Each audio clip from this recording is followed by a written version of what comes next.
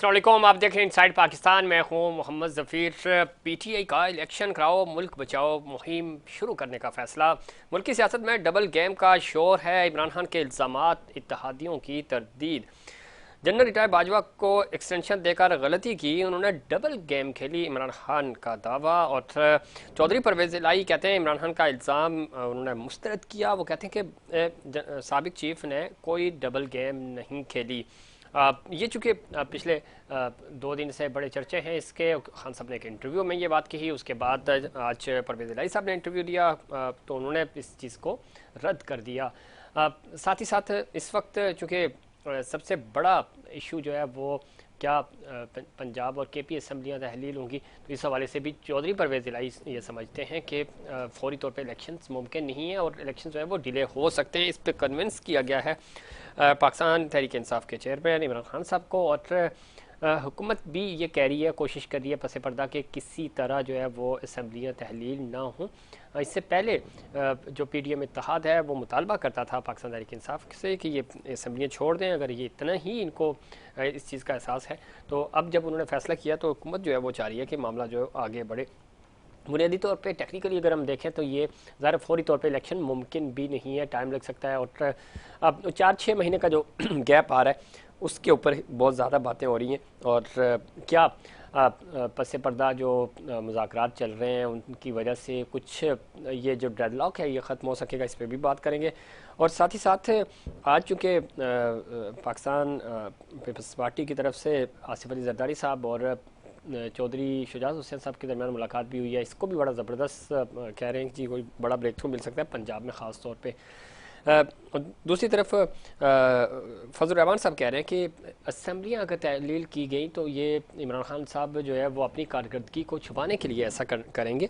और साथ ही साथ इस वक्त चूँकि जो मिशन है वो ये है कि किसी तरह इन असम्बलियों को बचाया जाए। इन तमाम इशूज़ पे बात करेंगे। हमारे साथ पैनलिस्ट मौजूद हैं, वीडियो लिंक के जरिए हमें ज्वाइन करेंगे जनाब डॉक्टर सराब सरकी साहब, सीनियर रहनुमा पाकिस्तान पीपल्स पार्टी से। टेलीफोन लाइन पे हमारे साथ मौजूद हैं शाहनवाज जुदून साहब, एमपी हैं पाकिस्तान तहरीक इंसाफ के। शाहनवाज जुदून साहब खुश आमदीद कहते हैं आपको प्रोग्राम में। थैंक यू जकीर भाई। सरदार मोहम्मद यासीन आज़ाद साहब, सीनियर रहनुमा, सीनियर कानूनदान, मुस्लिम लीग नून से हमारे साथ मौजूद हैं। यासीन आज़ाद साहब खुश आमदीद कहते हैं आपको भी प्रोग्राम में। Thank you sir, thank you. Yasin Azad साहब गुफ्तगू का आगाज़ आपसे करते हैं। एक तो ये बताइएगा, क्योंकि बहुत सारी चीज़ें डिस्कस हो रही हैं, मियाँ साहब की वतन वापसी, इलेक्शंस कब होंगे, कैसे होंगे, रिफॉर्म्स हो पाएंगे या नहीं हो पाएंगे, और असम्बलियाँ तहलील होंगी या नहीं होंगी। आप क्या समझते हैं? क्योंकि बिल्कुल डे फर्स्ट से आप ये समझ रहे थे, उस वक्त बड़े मुश्किल हालात में आपके पीडीएम इत्तेहाद ने हुकूमत संभाली थी। और उस वक्त आपका भी ये नुक्ता नज़र था कि हुकूमत नहीं संभालनी चाहिए थी, फौरी इलेक्शन में चले जाना चाहिए था, जो कि मियाँ साहब भी का पहला जो रद्दअमल था वो भी यही था। बट ज़ाहिर सब ने फैसला किया, हुकूमत की 7-8 महीने हो गए। अब आपको लगता है कि चूँकि परवेज़ इलाही साहब खुद ये बात मान रहे हैं, खान साहब भी किसी हद तक कन्विंस हैं कि फौरी तौर पर ज़रा इलेक्शंस मुमकिन ही नहीं है, टाइम लग जाएगा। और टाइम का मतलब ये है कि 6-8 महीने तो वैसे ही लग जाएंगे। आपको लगता है कि पस पर्दा कोई बातचीत हो रही है, आप भी 2 महीने पहले इलेक्शंस कराने पे तैयार हो जाएं और पाकिस्तान तहरीक इंसाफ भी मान जाए, ताकि ये डेडलॉक ख़त्म हो और एक पॉलिटिकल एक जो जमहूरी अमल है ये आगे बढ़ सके? देखिए, पहली बात यह है कि मेरे हिसाब से कोई डेडलॉक नहीं है। बात अच्छा कहते हैं। और जहाँ तक इमरान खान साहब का ताल्लुक है, जिस दिन से असम्बली के जरिए वोट ऑफ नो कॉन्फिडेंस के जरिए उनको रिमूव किया गया, मुझे तो यूं लगता है कि शायद वो ये सदमा बर्दाश्त ही नहीं कर पा रहे हैं कि उनके हाथ से इक़्तिदार कैसे चला गया। अब जो कुछ आजकल हो रहा है और जिस अंदाज में जी जी चीफ ऑफ आर्मी स्टाफ के मतलब जो कुछ कहा जा रहा है, तो क्या इमरान खान साहब ये हकीकत भूल गए हैं कि 2018 के इलेक्शन में अगर एस्टेब्लिशमेंट उनका साथ न देती तो क्या वो हुकूमत में आ सकते थे? मेरे नज़दीक नहीं आ सकते थे। एस्टेब्लिशमेंट की भरपूर सपोर्ट हासिल थी, तब आपने हुकूमत बनाई। और 3.5-4 साल के दौरान आप एस्टेब्लिशमेंट के हाथ में खिलौना बन के बैठे रहे और आप ये बात तस्लीम करते रहे वतन फौतन, और ये बात कहते रहे कि मैं और एस्टेब्लिशमेंट जो है एक पेज पे खड़े हैं। मैं ये समझता हूँ कि अगर एस्टेब्लिशमेंट की आपको सपोर्ट नहीं होती तो किसी भी सूरत में आप 3.5-4 साल का पीरियड अपनी हुकूमत नहीं चला सकते। इसमें एक ज़िमनी सवाल ऐड कर देता हूँ। यासीन रज़ा साहब, आप जो बात कह रहे हैं बिल्कुल ज़ाहिर है वो खुद एडमिट कर रहे हैं खान साहब, लेकिन हमने हालिया जो ज़िमनी इंतखाबात देखे, वो चाहे पंजाब के हों या जो 9 हलकों में नेशनल असम्बली के लिए हुए, तो उसमें तो खान साहब को कोई सपोर्ट नहीं थी और उसके बावजूद वो जीत गए। तो इसका मतलब ये है कि खान साहब मकबूल तो हैं, 2018 के मैंडेट पे ज़्यादा क्वेश्चन मार्क लगता है, लेकिन अगर हम फ्रेश मैंडेट की बात करें तो उसमें तो खान साहब मकबूल हुए हैं, जो अवामी सर्वे भी इस वक्त बता रहे हैं, और जो हालिया जो ज़िमनी इंतखाबात हुए चंद नशिस्तों पर। देखिए, पहली बात यह है कि मुझे बड़ा दुख होता है जब इस टाइप की बात आती है कि 7 हलकों से इमरान खान साहब ने इलेक्शन लड़ा जी। 2 हलकों से जो है ना, एक तो उनके पीटीआई का कैंडिडेट मुल्तान से हार गया, कराची से इमरान खान साहब हार गए।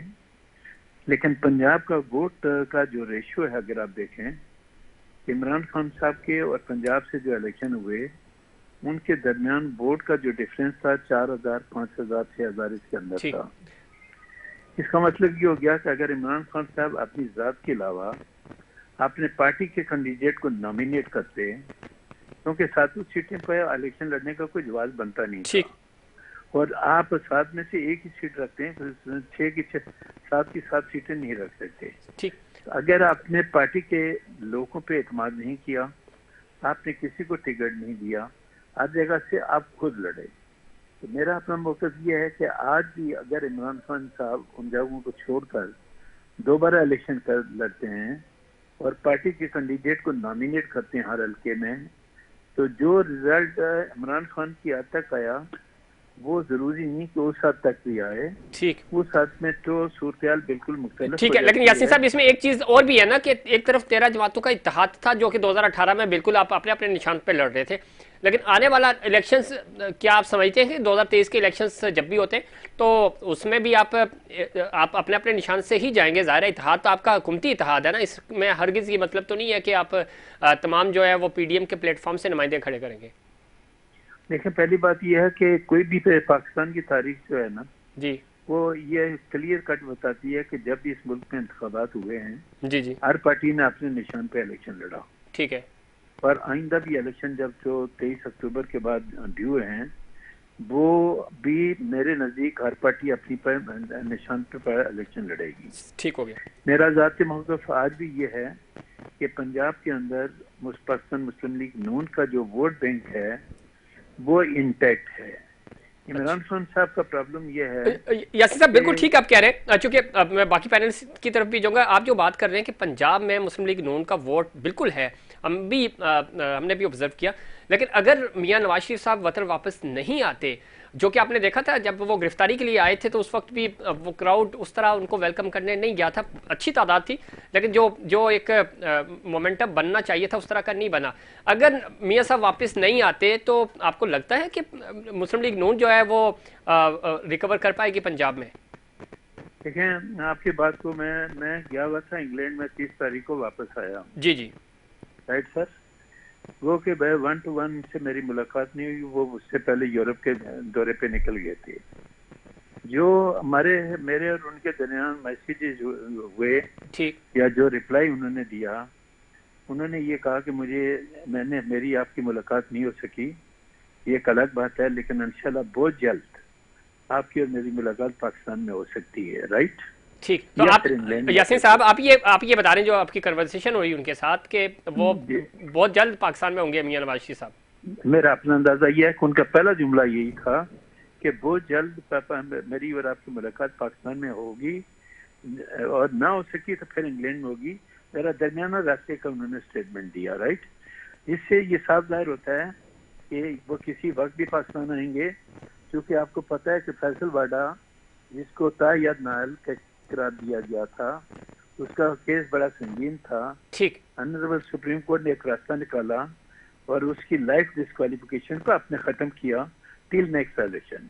तो मेरे नजदीक मियां नवाज शरीफ की तो कोई गलती नहीं है, अकामा के ग्राउंड पे आपने उनको डिस्क्वालीफाई किया लाइफ के लिए, ये कह के आपने बेटे की तनख्वाह में से है, पैसे में से तनख्वाह नहीं ली, वो ठीक कोई ग्राउंड नहीं था डिस्क्वालिफिकेशन ठीक का। है यासर, इसमें कोई शक नहीं, इस पे बड़ी बात भी हुई है और केस इतना मजबूत नहीं था जितना मजबूत केस उन पे किया गया था। पैनामा का चीजें थी, उसमें अगर फैसला आता तो शायद मामला डिफरेंट होते, लेकिन केस कमजोर था। एक चीज मैं सर आपकी तरफ ही आ रहा हूँ, फिर मैं बाकी पैनलिस्ट की तरफ जाऊंगा। एक फैसला वावड़ा वाले केस की आपने रेफरेंस दिया, जाहिर है वो एक लगता है, और जो पाकिस्तान में पॉलिटिकल स्टेक होल्डर्स हैं वो भी ये समझते हैं कि शायद यही वजह है कि नवाज शरीफ साहब की राह हमवार की जा रही है। वो आएंगे तो केस जो है उनका केस भी ख़त्म हो जाएगा। इसमें एक चीज़ है जो आपके मुखालफिन ये कह रहे हैं कि मियाँ साहब जो है वो और अभी आपने भी कहा कि उन्होंने थोड़ा सा दरमियाना जवाब दिया आपको कि हो सकता है पाकिस्तान में मुलाकात है और ना हुई तो इंग्लैंड में मुलाकात होगी। अगर वो थोड़ा दलेराना फैसला करें और आए सामना करें जो भी केसेस हैं, उसके बाद देखा जाएगा।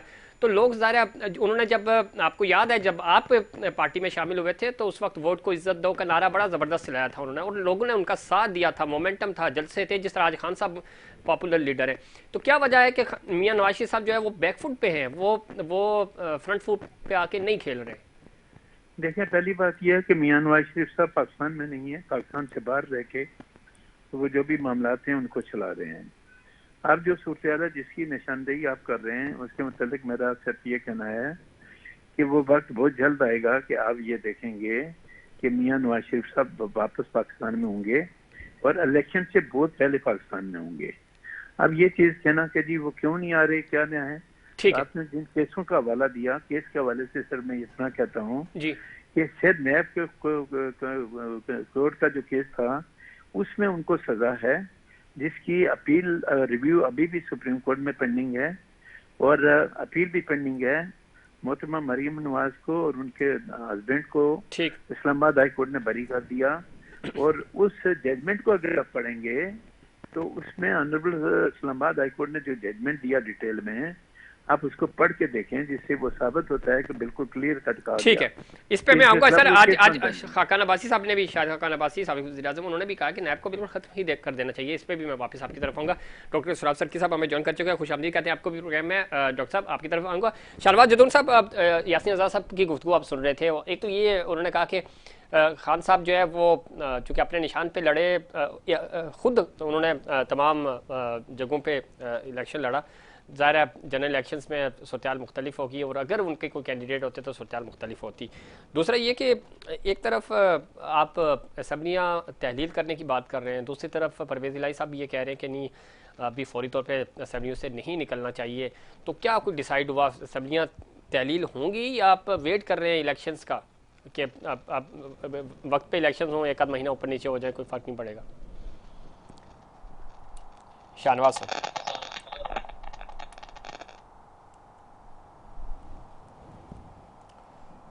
शाह साहब तक शायद ऑडियो नहीं पहुंच रही। डॉक्टर सराब सरकी साहब आप सुन पा रहे हैं मुझे?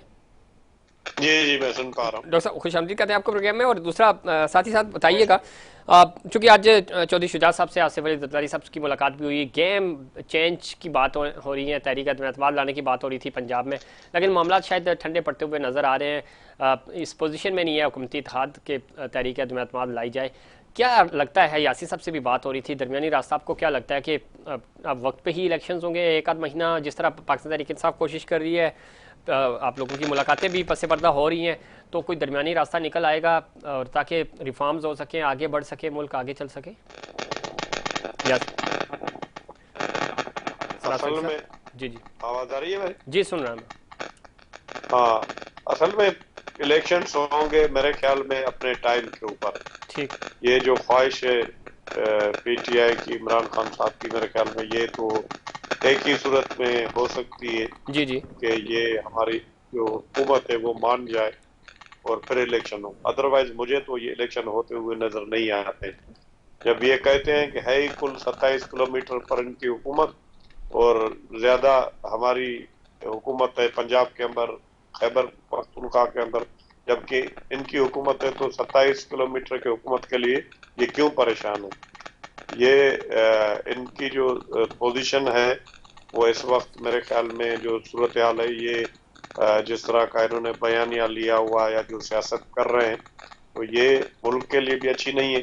अच्छा। और इनके लिए भी अच्छी नहीं है और इनको मानना पड़ेगा कि अपोजिशन भी है इनको मारना पड़ेगा कि पाकिस्तान पीपल्स पार्टी भी है और जितनी पार्टियां नून लीग है ठीक, या लेकिन डॉक्टर सराफ सर साहब पिछले या पिछले एक आध महीने में अगर हम देखें तो पाकिस्तान तहरीक इंसाफ की तरफ से बड़े अच्छे फैसले आए। एक तो आर्मी चीफ की तैनाती के हवाले से ज़रा एक आध हफ्ता पहले उन्होंने कहना शुरू कर दिया कि ठीक है हम इससे पीछे हट रहे हैं। दूसरा ये है कि जो उनका 26 नवंबर का मार्च था उसको उन्होंने पिंडी में ही कॉल ऑफ किया, इस्लामाबाद की तरफ नहीं गए और उन्होंने असूली तौर पर असम्बलियाँ तहलील करने का ऐलान किया, जो कि अभी तक ज़ाहिर फैसला नहीं हो सका। तो आप नहीं समझते कि ये वो चीज़ें हैं जो जमहूरियत को सूट करती हैं, जो किसी भी पॉलिटिकल स्टेक होल्डर को सूट करती हैं कि ठीक है सड़कों से आप बाहर आ गए हैं और आप वापस असम्बलियों की तरफ या असम्बलियाँ तहलील करें, आइनी इकदाम करें जो कि जमहूरियत में रहते हुए जिस तरह आप तहरीक एतमाद लाए थे, जो कि एक कोई अच्छा फैसला नहीं समझा जाता, लेकिन ज़ाहिर आप आइन है, आपके पास राइट था, आपने किया और आप कामयाब हुए।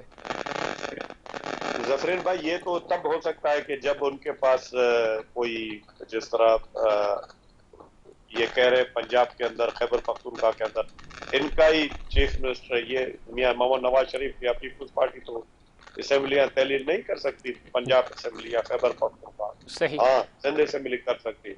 इसी तरह मरकज के अंदर उनके पास कोई मैंडेट नहीं है, उनके लोग नहीं है, खुद असेंबलियों से चले गए। अगर ये असेंबलियों में रहते तो हो सकता है गवर्नमेंट प्रेशर में आती।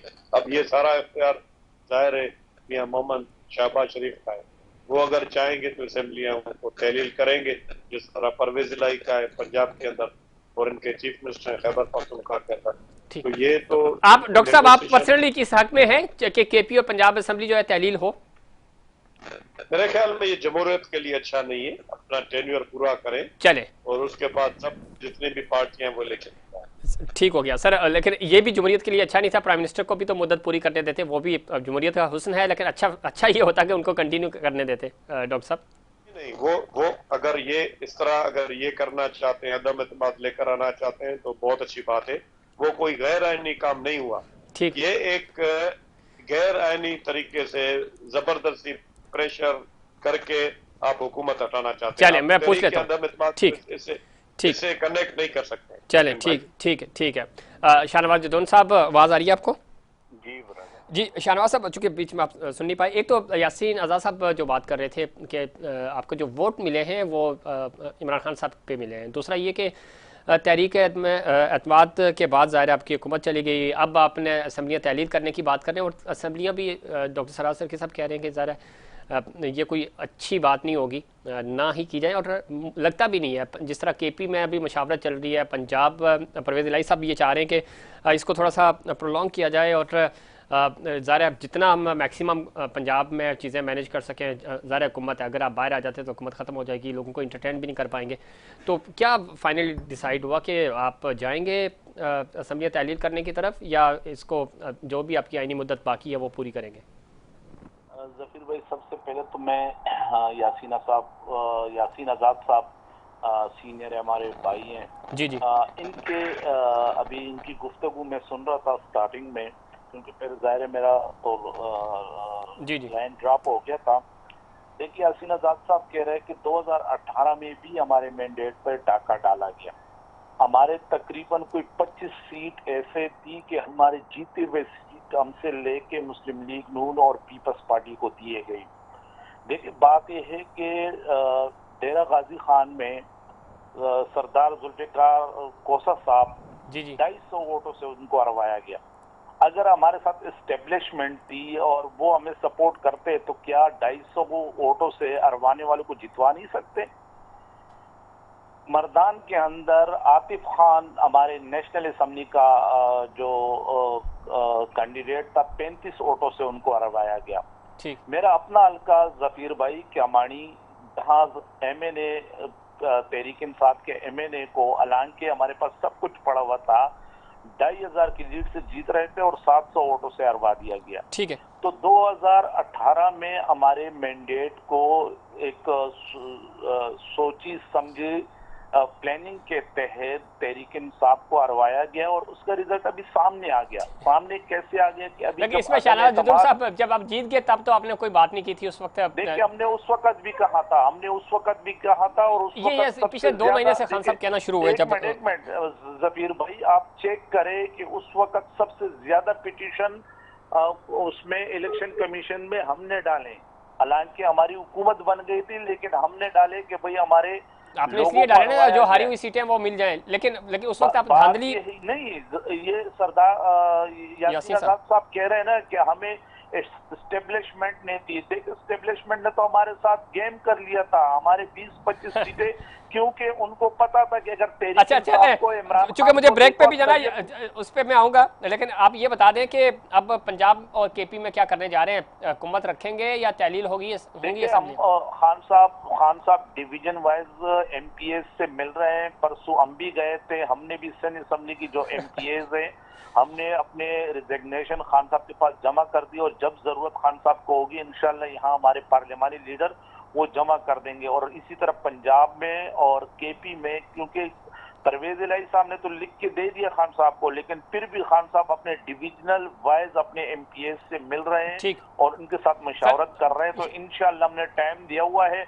और जफीर भाई, यही लोग तो कह रहे थे, राना सनाउल्लाह कह रहे थे कि भाई पंजाब में इनकी गवर्नमेंट है और केपी में इनकी गवर्नमेंट है। राना सनाउल्लाह कह रहे थे, मरियम नवाज कह रहे थे ये कल ही समझे डिसॉल्व कर दे, हम पूरे पाकिस्तान में इलेक्शन करा देंगे। रिकॉर्ड पे मौजूद है। जी बिल्कुल ऐसा ही है, इस पे बात करूंगा। और दूसरा ये भी शाहनवाज जदौल साहब, आपसे ब्रेक के बाद जब वापस आएंगे तो पूछेंगे कि आजकल आपने एक तो लॉन्ग मार्च जो किया, बड़ा ज़बरदस्त लॉन्ग मार्च, एक नया वर्जन उसका आपने इंट्रोड्यूस करवाया, और अब जो असम्बली तहलील करने के वाले से जो मशावरत, इतनी लंबी मशावरत चलना शुरू हो गई, तो ये दोनों चीज़ें बड़ी अपग्रेड हैं पाकिस्तानी सियासत में। क्योंकि पहले हमने देखा था लॉन्ग मार्च जो होते थे वो फिर रुकते नहीं थे, वो दिन रात चलते थे, लेकिन एक नया वर्जन आपने इंट्रोड्यूस कराया और वो जो लाहौर से चला वो कई दिन लेके फिर एक ज़ाहिर अफसोसनाक हादसा हुआ, उसके बाद फिर कॉल ऑफ हुआ, फिर कंटिन्यू हुआ। तो इस पे बात करेंगे। और इसी तरह अब मशावरत का अमल भी है, वो बड़ा लंबा है, तो क्या ये डिले टैक्टिक्स है ताकि हुकूमत को इंगेज किया जा सके और आप अपना साथ साथ टाइम भी स्पेंड करते रहें और दरमियानी रास्ता कोई निकल जाए? इस पर बात करेंगे, लेकिन उससे पहले कमर्शियल ब्रेक।